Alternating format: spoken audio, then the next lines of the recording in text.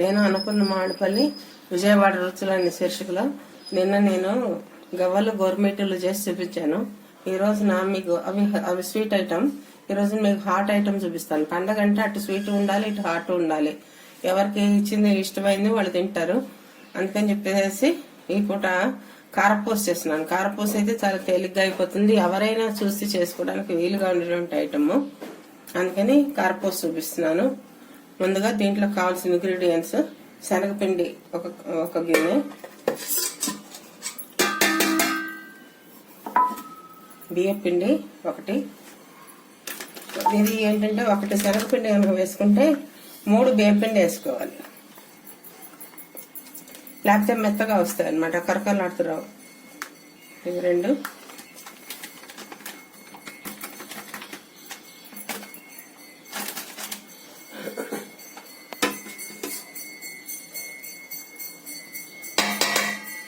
బియ్యపిండి. ఈ శనగపిండితో పాటు బియ్యపిండి, అచ్చగా బియ్యపిండితో చేసుకురావాలంటే కారపూస రాదు, జంతువులు వస్తాయి. కానీ కారపూస అనేది తొందరగా అయిపోతుంది, ఎవరైనా నేర్చుకునే వాళ్ళకి వీలుగా ఉంటుందన్న ఉద్దేశంతో కారపూస చేస్తున్నాను. ఏం లేదు, జస్ట్ పిండి కలుపుకోవడం, కొద్దిగా నూనె వేసుకోవడం, దాని సరిపడాగా ఉప్పు కారం వేసుకోండి. కారం ఉప్పు అనేది ఎవరి రుచిని బట్టి వాళ్ళు వేసుకోండి. కొంచెం కారపూస అనేది కారంగా ఉంటేనే బాగుంటుంది. చిన్నపిల్లలు ఉన్న ఇంట్లో అయితే ముందుగా కారం వేయకుండా ఒక 2-3 చుట్టలు తీసి పక్కన పెట్టుకొని పిల్లలు తింటున్నట్టు వీలుగా తర్వాత మనము కారం వేసి కలుపుకోవచ్చు.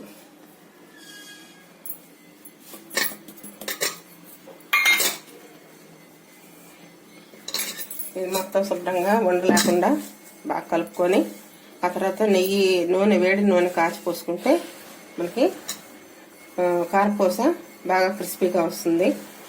కరకరా నవ్వచ్చు అనమాట, లేకపోతే మెత్తగా అయిపోతుంది, బాగుండదు. ఇదిగోండి నూనె స్టవ్ మీద పెడుతున్నాను. ఇదిగోండి నూనె వెచ్చబెట్టాను. ఒక 5-6 స్పూన్స్ నూనె పడుతుంది దీనికి. అది వేస్తేనే మనకి కారపూస క్రిస్పీగా వస్తుంది అన్నమాట. ఇప్పుడు ఈ నూనెతో పాటు ముందర పిండి కలిపేసుకోండి. ఆ తర్వాత నూనె పిండికి బాగా అంటిన తర్వాత మనం వాటర్తో పిండిని మిక్స్ చేసుకుందాం. ఇదిగోండి నూనె కలిపేసాను.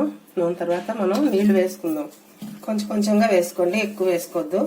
పిండి మరీ జారుగా అయిపోతే కష్టం, అలానే మరీ గట్టిగా ఉన్నా కూడా నొక్కడం కష్టం. ఒక పాలంగా మోయనగా పిండి గిద్దెల్లో వేస్తే జారిపోతుంది మన నొక్కంగానే అనే స్టేజ్లో మీరు వాటర్ కలుపుకొని పిండి తయారు చేసుకోండి.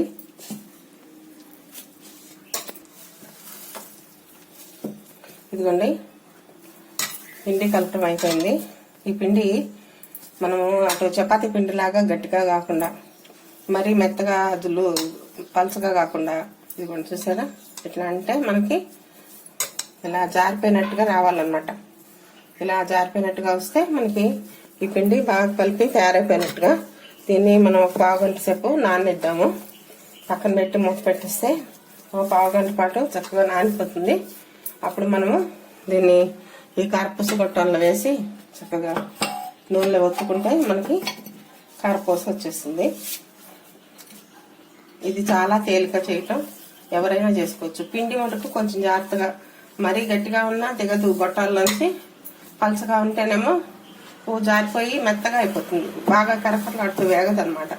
అందుకని ఈ పాళంగా ఉంటే చాలు. ఇదిగోండి మన చపాతీ పిండి కంటే కూడా కొంచెం మెత్తగా కలుపుకుంటే చాలు, సరిపోతుంది పలచగా కలుపుకుంటే. ఇది మనం ఒక పక్కన పెట్టుకుందాం. ఒక 1/2 గంట ఆగిన తర్వాత దీన్ని కారపూస వేసుకోవడమే. కారపూస చాలా ఈజీగా అయిపోతుంది, ఇంగ్రీడియంట్స్ తక్కువ, ప్రిపరేషన్ కూడా పెద్దగా ఏమి ఉండదు. పిండి కలుపుకోవడం, నూనెలో ఒత్తి కాల్చుకోవడం, అంతే అనమాట. అరగంట ఇప్పుడు బాగా నానింది, చక్కగా కావాల్సిన పాలల్లోకి వచ్చింది.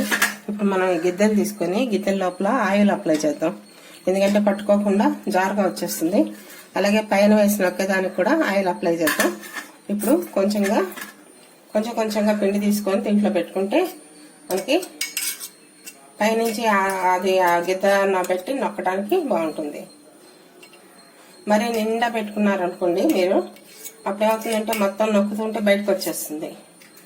ఆ బయటకు వచ్చిందంతా మళ్ళీ తీసి లోపల పెట్టుకోవడం అలా కాకుండా మనం చక్కగా కావాలంటే చేత్తో కూడా పెట్టుకోవచ్చు. చేత్తో కంటే స్పూన్తో అయితే నీట్గా ఉంటుంది కదా అని నేను స్పూన్తో పెడుతున్నాను. ఎందుకంటే ఇలా ఒక దాంట్లో ఒకటి పెట్టేసుకొని మనం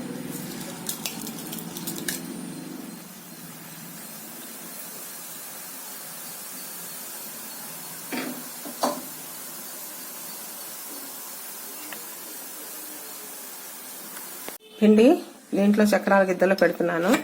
ఇది కొంచెం కొంచెం పెట్టుకోండి, మరి ఎక్కువ నిండిపోయేలాగా మటుకు పెట్టుకోకండి.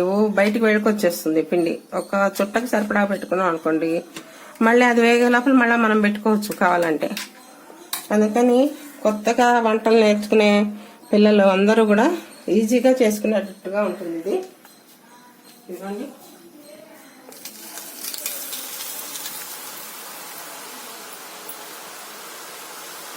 అలా మనం పిండిని దాంట్లోకి ఆయిల్లోకి నొక్కేసుకోండి.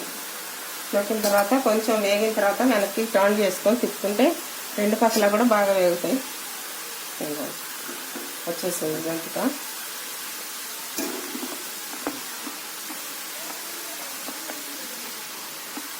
నూనె మటుకు కొంచెం పెంచదు, నూనె ఎక్కువ పెంచదు పిండి వంట.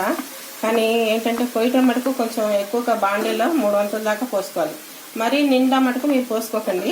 పిండి వేసి వేయంగానే అవుతుందంటే పొంగుతుంది. ఆ పొంగటంలో నిండా ఉందనుకోండి, అప్పుడు మనకి ఆ నూనె అంతా పొంగిపోయి స్టవ్ కింద అంతా పడిపోయి చాలా బీభత్సం అయిపోయి కొన్నిసార్లు ఆ నూనెకి ఫ్లేమ్ అంటుకొని మంట మొదలయ్యి అలా తయారవుతుంది అన్నమాట. ఇవన్నీ చూసారా జంతిక చుట్ట ఎలా వచ్చిందో? చక్కగా వచ్చింది. ఈ చక్కటి జంతిక చుట్టల్ని పెడితే ఎవరికన్నా చాలా ముచ్చటపడిపోతారు. అబ్బో చాలా బాగా వచ్చేయండి అంటారు, బాగా కుదిరింది మీకు అంటారు.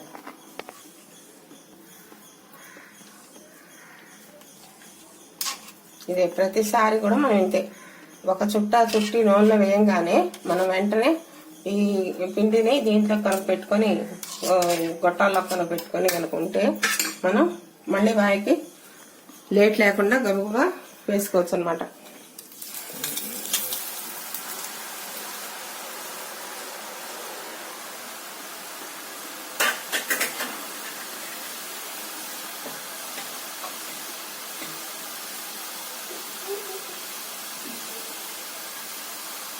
గోల్డెన్ బ్రౌన్ కలర్, ఈ కలర్లోకి ఎప్పుడైతే వస్తుంది పిండి వస్తున్నాను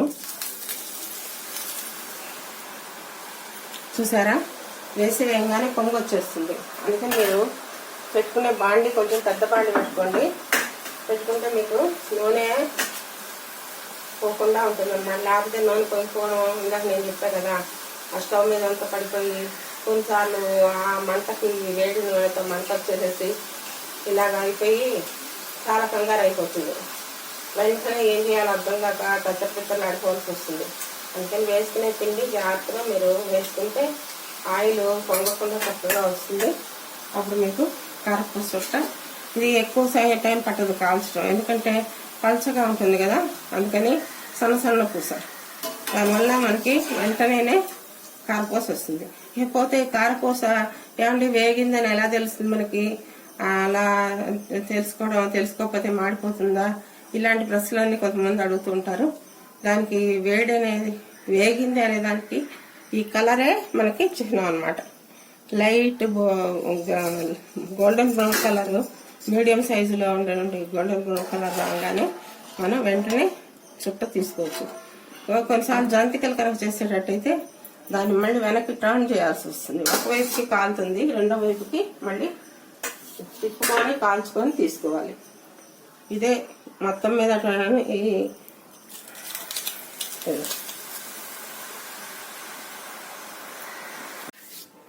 ఇదిగోండి, నిన్న చేసినటువంటి గోరుమిటీలు గవ్వలు స్వీట్తో పాటు ఈ రోజున హాట్ కూడా చేశాను. ఎప్పుడైనా సరే మనం పండగలప్పుడు అప్పుడు నిల్వండే పిండి వంటలు చేసుకున్నప్పుడు ఓన్లీ స్వీట్ కాకుండా స్వీట్ పక్కన హాట్, లేదు ఓన్లీ హాట్ కాకుండా హాట్ పక్కన మరో స్వీట్ ఇలా చేసుకొని పెట్టుకున్నాం అనుకోండి డబ్బాల్లో, కొంచెం ఇది పిల్లలకి పెడుతూ ఉండొచ్చు అనమాట. వెంటనే స్వీట్ తినంగానే నోరు కొంచెం కారం కావాలని కోరుకుంటుంటుంది మామూలుగా ఎవరికైనా. ఆ కరకరలాడే కారపూస తింటూ చక్కటి గవ్వలు నవ్వులుతూ పండగ అనేది మంచి హుషారుగా గడిచిపోతుంది. కనుక మీరందరూ కూడా ఇలా కారపూస చేసుకోండి. కారపూస కాకపోతే మరొకటి ఏదైనా సరే ఒక హాట్ స్వీట్తో పాటు ఒక హాట్ కూడా చేసుకొని ఎంజాయ్ చేయండి. మరి నేను ఉంటాను.